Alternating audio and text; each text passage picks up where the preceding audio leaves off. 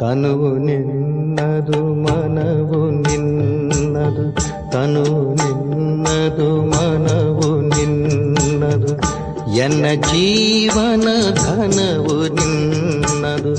ನಾನು ನಿನ್ನವನೆಂಬ ಹೆಮ್ಮೆಯ ಋಣವು ಮಾತ್ರವೇ ನನ್ನದು.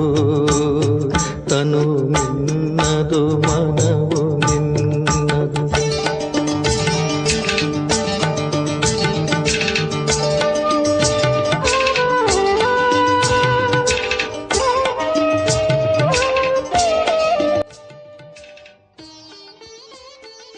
ಓಂ ಶಾಂತಿ.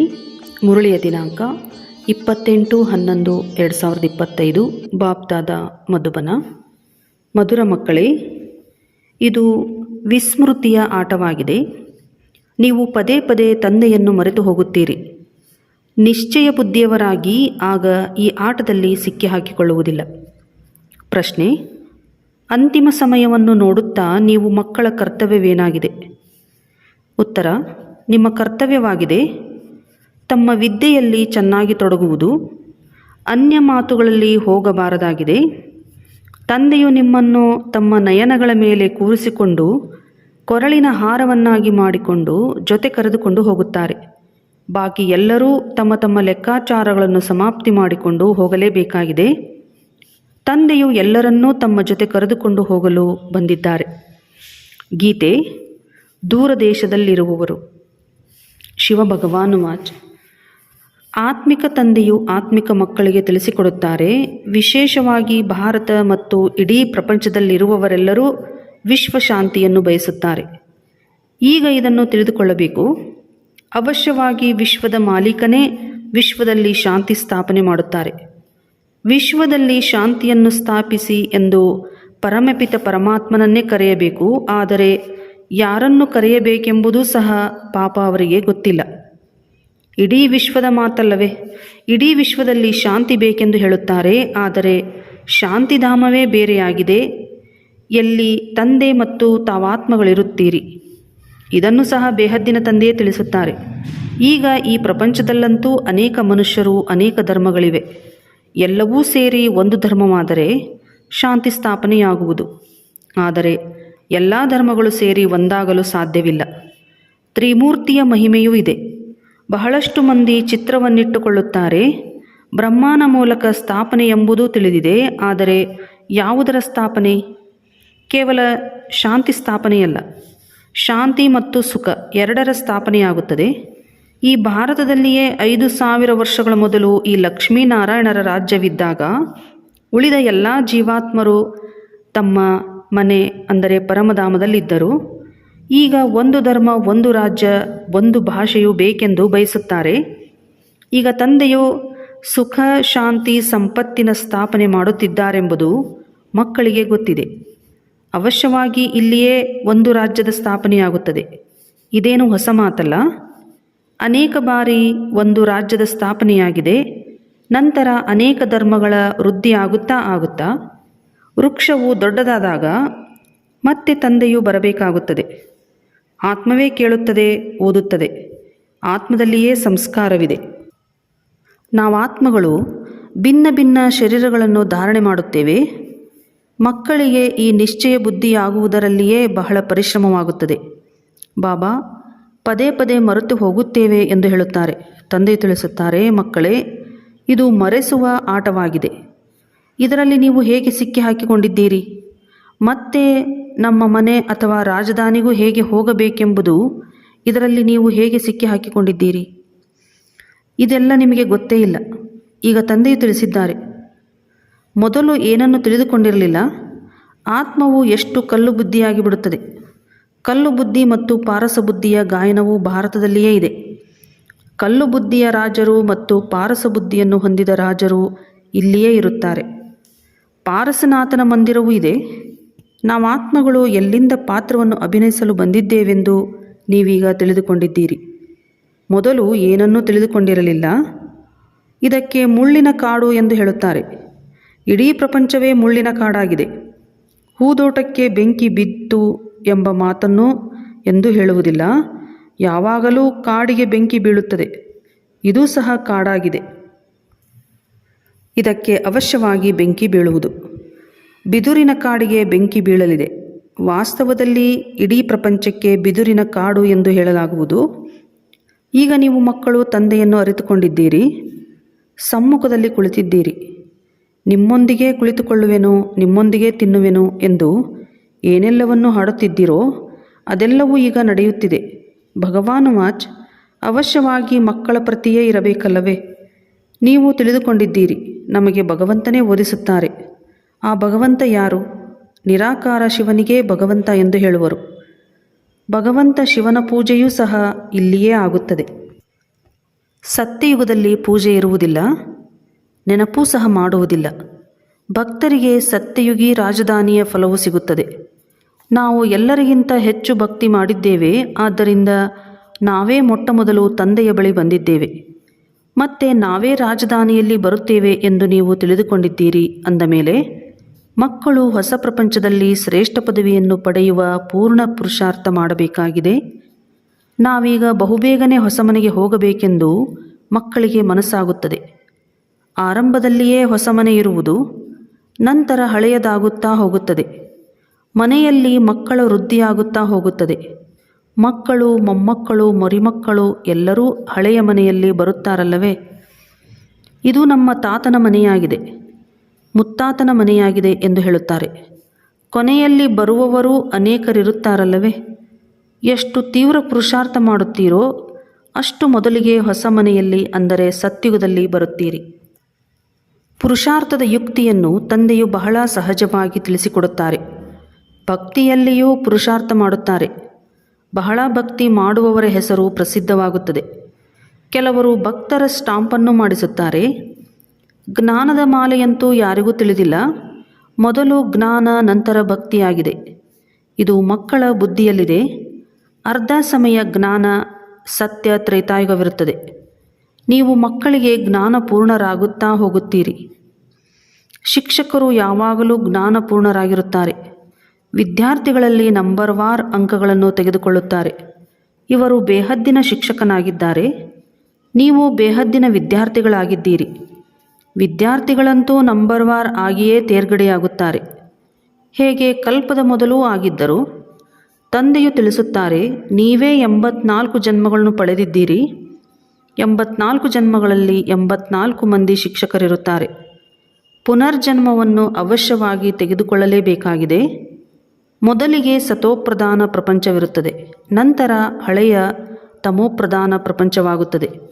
ಮನುಷ್ಯರೂ ಸಹ ತಮೋಪ್ರಧಾನರಾಗುತ್ತಾರಲ್ಲವೇ? ವೃಕ್ಷವೂ ಸಹ ಮೊದಲು ಸತೋಪ್ರಧಾನವಾಗಿರುತ್ತದೆ. ಹೊಸ ಎಲೆಗಳು ಬಹಳ ಸುಂದರವಾಗಿರುತ್ತವೆ. ಇದಂತೂ ಬೇಹದ್ದಿನ ವೃಕ್ಷವಾಗಿದೆ. ಅನೇಕ ಧರ್ಮಗಳಿವೆ.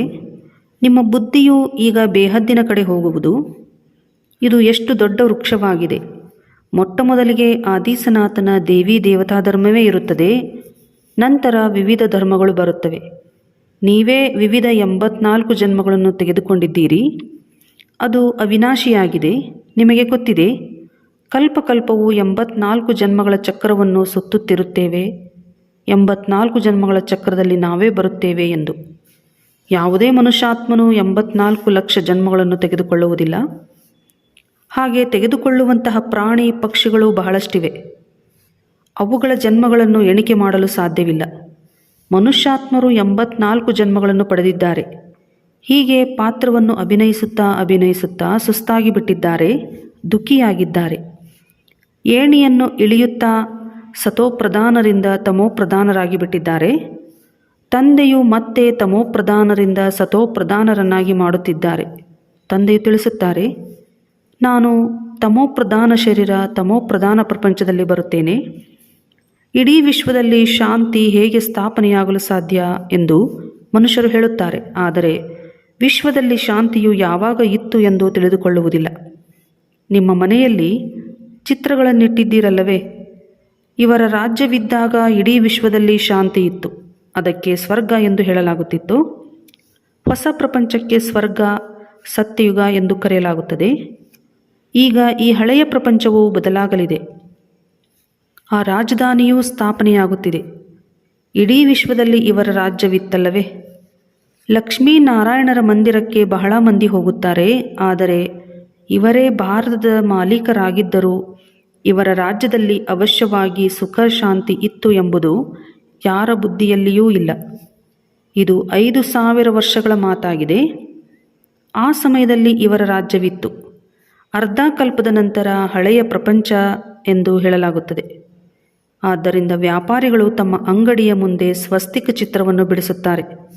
ಅದಕ್ಕೂ ಅರ್ಥವಿದೆ.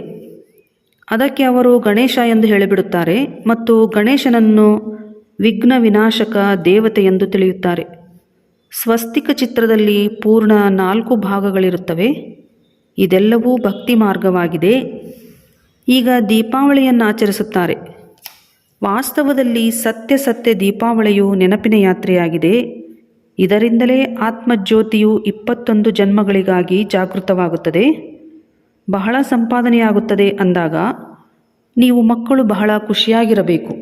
ಈಗ ನಿಮ್ಮದು ಹೊಸ ಪ್ರಪಂಚಕ್ಕಾಗಿ ಹೊಸ ಖಾತೆಯು ಆರಂಭವಾಗುತ್ತದೆ. 21 ಜನ್ಮಗಳಿಗಾಗಿ ಈಗ ಖಾತೆಯನ್ನು ಜಮಾ ಮಾಡಿಕೊಳ್ಳಬೇಕಾಗುತ್ತದೆ.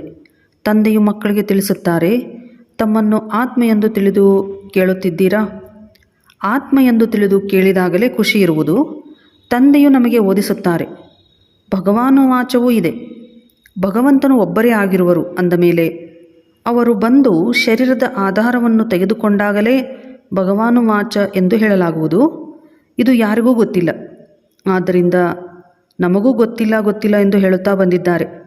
ಅವರು ಪರಮಪಿತ ಪರಮಾತ್ಮನಾಗಿದ್ದಾರೆ ಎಂಬುದನ್ನು ಹೇಳುತ್ತಾರೆ.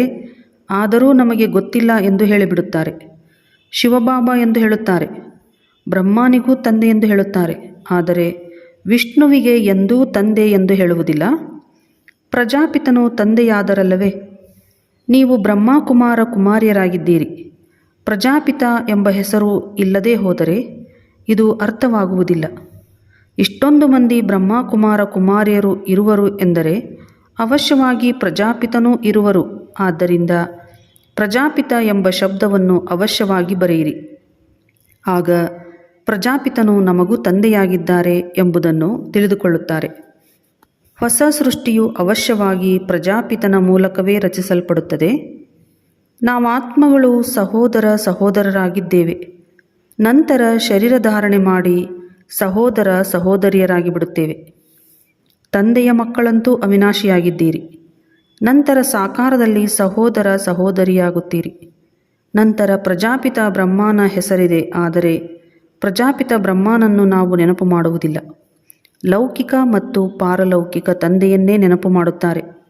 ಪ್ರಜಾಪಿತ ಬ್ರಹ್ಮನನ್ನು ಯಾರೂ ನೆನಪು ಮಾಡುವುದಿಲ್ಲ. ದುಃಖದಲ್ಲಿ ತಂದೆಯ ಸ್ಮರಣೆ ಮಾಡುತ್ತಾರೆ, ಬ್ರಹ್ಮನನ್ನಲ್ಲ. ಹೇ ಭಗವಂತ ಎಂದು ಹೇಳುತ್ತಾರೆಯೇ ಹೊರತು ಹೇ ಬ್ರಹ್ಮ ಎಂದು ಹೇಳುವುದಿಲ್ಲ. ಸುಖದಲ್ಲಿ ಯಾರನ್ನೂ ನೆನಪು ಮಾಡುವುದಿಲ್ಲ. ಅಲ್ಲಿ ಅಂದರೆ ಸತ್ಯುಗದಲ್ಲಿ ಸುಖವೇ ಸುಖವಿರುತ್ತದೆ. ಇದೂ ಸಹ ಯಾರಿಗೂ ಗೊತ್ತಿಲ್ಲ. ನಿಮಗೆ ಗೊತ್ತಿದೆ, ಈ ಸಮಯದಲ್ಲಿ 3 ತಂದೆಯರಿದ್ದಾರೆ. ಭಕ್ತಿ ಮಾರ್ಗದಲ್ಲಿ ಲೌಕಿಕ ಮತ್ತು ಪಾರಲೌಕಿಕ ತಂದೆಯನ್ನು ನೆನಪು ಮಾಡುತ್ತಾರೆ. ಸತ್ಯಯುಗದಲ್ಲಿ ಕೇವಲ ಲೌಕಿಕ ತಂದೆಯನ್ನು ನೆನಪು ಮಾಡುತ್ತಾರೆ. ಸಂಗಮಯುಗದಲ್ಲಿ ನೀವು 3ರನ್ನೂ ನೆನಪು ಮಾಡುತ್ತೀರಿ. ಲೌಕಿಕ ತಂದೆಯೂ ಇದ್ದಾರೆ, ಆದರೆ ಅವರು ಹದ್ದಿನ ತಂದೆಯಾಗಿದ್ದಾರೆ. ಅವರಿಂದ ಹದ್ದಿನ ಆಸ್ತಿಯು ಸಿಗುತ್ತದೆ ಎಂದು ತಿಳಿಯುತ್ತದೆ. ಈಗ ನಮಗೆ ಬೇಹದ್ದಿನ ತಂದೆಯು ಸಿಕ್ಕಿದ್ದಾರೆ. ಅವರಿಂದ ಬೇಹದ್ದಿನ ಆಸ್ತಿಯು ಸಿಗುತ್ತದೆ. ಇದು ತಿಳಿದುಕೊಳ್ಳುವ ಮಾತಾಗಿದೆ. ಬೇಹದ್ದಿನ ತಂದೆಯು ಈಗ ಮಕ್ಕಳಿಗೆ ಬೇಹದ್ದಿನ ಸುಖವನ್ನು ಕೊಡಲು ಬ್ರಹ್ಮರವರ ತನುವಿನಲ್ಲಿ ಬಂದಿದ್ದಾರೆ. ಅವರಿಗೆ ನಾವು ಮಕ್ಕಳಾದರೆ ಬೇಹದ್ದಿನ ಆಸ್ತಿಯನ್ನು ಪಡೆಯುತ್ತೇವೆ. ಇದು ಬ್ರಹ್ಮ ತಂದೆಯ ಮೂಲಕ ತಾತನ ಆಸ್ತಿಯು ಸಿಗುತ್ತದೆ. ನಿಮಗೆ ನಾನು ಆಸ್ತಿಯನ್ನು ಕೊಡುತ್ತೇನೆ, ಓದಿಸುತ್ತೇನೆ. ಜ್ಞಾನವು ನನ್ನ ಬಳಿ ಇದೆ. ಈ ಜ್ಞಾನವು ಮನುಷ್ಯರಲ್ಲಾಗಲಿ ದೇವತೆಗಳಲ್ಲಾಗಲಿ ಇರುವುದಿಲ್ಲ. ನನ್ನಲ್ಲಿಯೇ ಇದೆ. ಅದನ್ನು ನಾನು ಮಕ್ಕಳಿಗೆ ತಿಳಿಸುತ್ತೇನೆ. ಇದು ಆತ್ಮಿಕ ಜ್ಞಾನ ಎಂದು ಶಿವತಂದೆಯು ತಿಳಿಸುತ್ತಾರೆ. ಆತ್ಮಿಕ ತಂದೆಯಿಂದ ನಮಗೆ ಈ ಪದವಿಯು ಸಿಗುತ್ತದೆ ಎಂಬುದನ್ನು ನೀವು ತಿಳಿದುಕೊಂಡಿದ್ದೀರಿ. ಹೀಗೀಗೆ ವಿಚಾರ ಸಾಗರ ಮಂಥನ ಮಾಡಬೇಕು. ಮನ್ ಜೀತೆ ಜಗಜ್ಜೀತ್ ಎಂಬ ಗಾಯನವಿದೆ. ಮನಸ್ಸಿಗೆ ಸೋಲುವುದೇ ಸೋಲು. ವಾಸ್ತವದಲ್ಲಿ ಮಾಯೆಯ ಮೇಲೆ ಜಯಿಗಳಿಸಬೇಕೆಂದು ಹೇಳಬೇಕು. ಏಕೆಂದರೆ ಮನಸ್ಸನ್ನು ಜಯಿಸುವ ಮಾತಿಲ್ಲ. ಮನಃಶಾಂತಿ ಹೇಗೆ ಸಿಗುತ್ತದೆ ಎಂದು ಮನುಷ್ಯರು ಹೇಳುತ್ತಾರೆ. ಆದರೆ ತಂದೆಯು ತಿಳಿಸುತ್ತಾರೆ, ಮನಃಶಾಂತಿ ಬೇಕೆಂದು ಆತ್ಮವು ಹೇಗೆ ಹೇಳುತ್ತದೆ? ಆತ್ಮವು ಶಾಂತಿಧಾಮದ ನಿವಾಸಿಯಾಗಿದೆ. ಆತ್ಮವು ಈ ಶರೀರದಲ್ಲಿ ಬಂದಾಗ ಕಾರ್ಯ ಮಾಡತೊಡಗುತ್ತದೆ. ತಂದೆಯು ತಿಳಿಸುತ್ತಾರೆ, ನೀವೀಗ ಸ್ವಧರ್ಮದಲ್ಲಿ ಸ್ಥಿತರಾಗಿ ತಮ್ಮನ್ನು ಆತ್ಮ ಎಂದು ತಿಳಿಯಿರಿ. ಆತ್ಮದ ಸ್ವಧರ್ಮವು ಶಾಂತಿಯಾಗಿದೆ. ಅಂದ ಮೇಲೆ ಶಾಂತಿಯನ್ನು ಮತ್ತೆಲ್ಲಿ ಹುಡುಕುವುದು? ಇದರ ಮೇಲೆ ರಾಣಿಯ ಕಂಠಹಾರದ ಒಂದು ಕತೆ ಇದೆ. ಸನ್ಯಾಸಿಗಳು ಈ ಉದಾಹರಣೆಯನ್ನು ಕೊಡುತ್ತಾರೆ, ಆದರೆ ಮತ್ತೆ ತಾವು ಕಾಡಿಗೆ ಹೋಗಿ ಶಾಂತಿಯನ್ನು ಹುಡುಕುತ್ತಾರೆ. ತಂದೆಯು ತಿಳಿಸುತ್ತಾರೆ, ನೀವು ಆತ್ಮಗಳ ಧರ್ಮವೇ ಶಾಂತಿಯಾಗಿದೆ. ಆತ್ಮದ ಸ್ವಧರ್ಮ ಶಾಂತಿ. ಶಾಂತಿಧಾಮವು ನಿಮ್ಮ ಮನೆಯಾಗಿದೆ. ಅಲ್ಲಿಂದ ನೀವು ಪಾತ್ರವನ್ನು ಅಭಿನಯಿಸಲು ಬರುತ್ತೀರಿ. ಇಲ್ಲಿ ಶರೀರದಿಂದ ಕರ್ಮ ಮಾಡುತ್ತೀರಿ. ಶರೀರದಿಂದ ಭಿನ್ನವಾದರೆ ಮತ್ತೆ ಆತ್ಮವು ಶಾಂತವಾಗಿ ಬಿಡುತ್ತದೆ. ಆತ್ಮವು ಹೋಗಿ ಇನ್ನೊಂದು ಶರೀರವನ್ನು ಪಡೆಯಿತು ಎಂದ ಮೇಲೆ ಚಿಂತೆ ಏಕೆ ಮಾಡಬೇಕು? ಆತ್ಮವು ಮತ್ತೆ ಬರುವುದಿಲ್ಲ. ಆದರೆ ಮೋಹವು ಬಹಳ ಸತಾಯಿಸುತ್ತದೆ. ಸತ್ಯಯುಗದಲ್ಲಿ ನಿಮಗೆ ಮೋಹವು ಸತಾಯಿಸುವುದಿಲ್ಲ. ಅಲ್ಲಿ ಪಂಚವಿಕಾರಗಳು ಇರುವುದೇ ಇಲ್ಲ. ರಾವಣ ರಾಜ್ಯವೇ ಇರುವುದಿಲ್ಲ. ರಾಮರಾಜ್ಯವಿರುತ್ತದೆ. ಒಂದು ವೇಳೆ ಯಾವಾಗಲೂ ರಾವಣ ರಾಜ್ಯವಿರುವುದಾದರೆ ಮನುಷ್ಯರು ಸುಸ್ತಾಗಿ ಬಿಡುವರು. ಎಂದೂ ಸುಖ ಕಾಣಲು ಸಾಧ್ಯವಿಲ್ಲ. ನೀವೀಗ ಆಸ್ತಿಕರು ಮತ್ತು ತ್ರಿಕಾಲಿದರ್ಶಿಗಳಾಗಿದ್ದೀರಿ.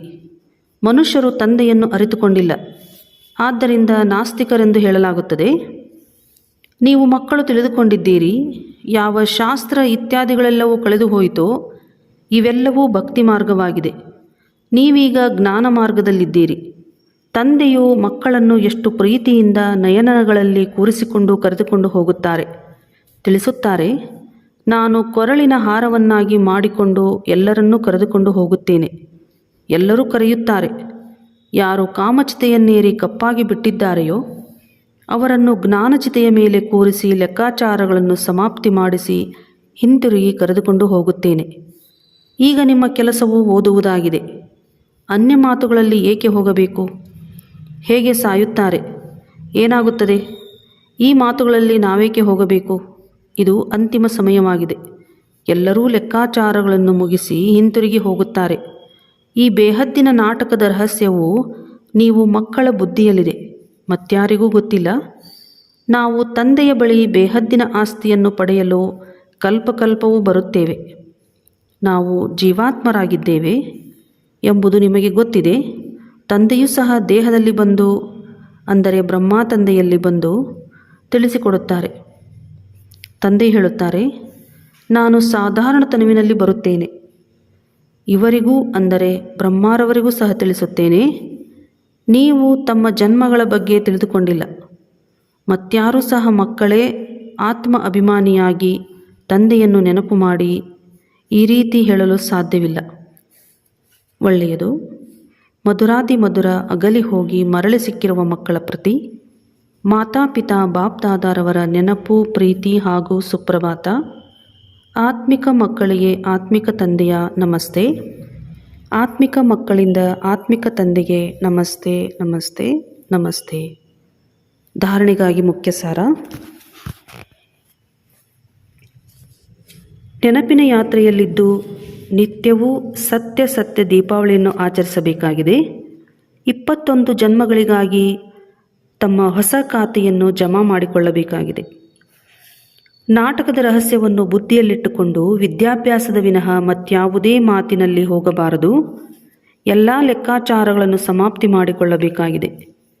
ವರದಾನ: ಆತ್ಮೀಯತೆಯ ಸ್ಥಿತಿಯ ಮುಖಾಂತರ ವ್ಯರ್ಥ ಮಾತುಗಳ ಸಂಗ್ರಹವನ್ನು ಸಮಾಪ್ತಿ ಮಾಡುವಂತಹ ಖುಷಿಯ ಖಜಾನೆಯಿಂದ ಸಂಪನ್ನ ಆಗಿರಿ. ಆತ್ಮೀಯತೆಯ ಸ್ಥಿತಿಯ ಮುಖಾಂತರ ವ್ಯರ್ಥ ಮಾತುಗಳ ಸ್ಟಾಕನ್ನು ಸಮಾಪ್ತಿ ಮಾಡಿ, ಇಲ್ಲದೆ ಹೋದರೆ ಒಬ್ಬರಿನ್ನೊಬ್ಬರ ಅವಗುಣಗಳನ್ನು ವರ್ಣನೆ ಮಾಡುತ್ತಾ ಕಾಯಿಲೆಯ ಕ್ರಿಮಿಗಳು ವಾಯುಮಂಡಲದಲ್ಲಿ ಹರಡುತ್ತಿರುತ್ತದೆ. ಇದರಿಂದ ವಾತಾವರಣ ಶಕ್ತಿಶಾಲಿಯಾಗುವುದಿಲ್ಲ. ನಿಮ್ಮ ಬಳಿ ಅನೇಕ ಭಾವನೆಗಳಿಂದ ಅನೇಕ ಆತ್ಮಗಳು ಬರುತ್ತವೆ. ಆದರೆ ನಿಮ್ಮ ಕಡೆಯಿಂದ ಶುಭ ಭಾವನೆಯ ಮಾತುಗಳನ್ನೇ ತೆಗೆದುಕೊಂಡು ಹೋಗಲಿ. ಇದು ಯಾವಾಗ ಆಗುವುದೆಂದರೆ ಯಾವಾಗ ತಮ್ಮ ಬಳಿ ಖುಷಿಯ ಮಾತುಗಳ ಸ್ಟಾಕ್ ಜಮಾ ಆಗುವುದು. ಒಂದು ವೇಳೆ ಹೃದಯದಲ್ಲಿ ಯಾರ ಪ್ರತಿಯಾದರೂ ಯಾವುದೇ ವ್ಯರ್ಥ ಮಾತುಗಳಿದ್ದಲ್ಲಿ ಎಲ್ಲಿ ಮಾತುಗಳಿರುತ್ತೆ ಅಲ್ಲಿ ತಂದೆ ಇರುವುದಿಲ್ಲ, ಪಾಪ ಇರುವುದು.